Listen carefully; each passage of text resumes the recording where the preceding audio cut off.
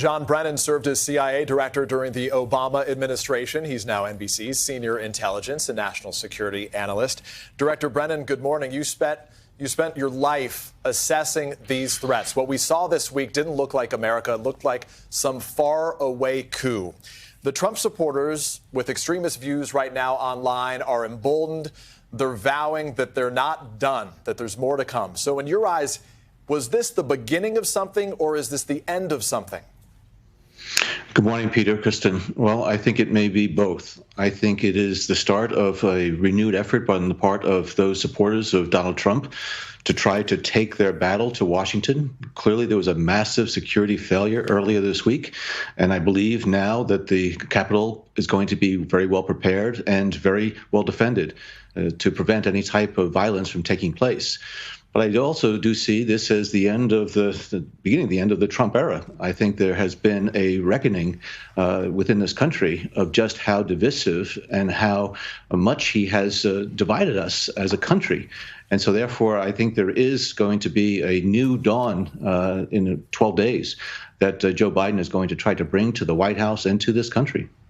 Director Brennan, federal authorities have warned about a rise in white nationalism, and we saw there during that siege on the Capitol symbol after symbol of white nationalism, as well as rhetoric. So in your estimation, what specifically needs to happen right now to combat that threat?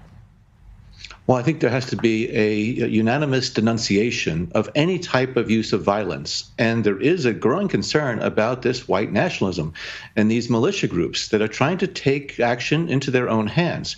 And so everybody of whatever stripe in the Republican and Democratic Party needs to be able to say unequivocally, this is unacceptable in the United States. And unfortunately, a lot of the rhetoric that has been coming out of Congress and members of the Republican Party have just fueled those flames. And so there were many different types of people that descended upon the Capitol. Some of them were just planning to protest, and unfortunately, I think a lot of them decided to break and enter the Capitol. But there are individuals there with the pipe bombs or other types of weapons and explosives that clearly were engaged in acts of domestic terrorism that need to be prosecuted to the fullest extent of the law. And there needs to be, again, a unanimous denunciation of that activity by all members of all parties.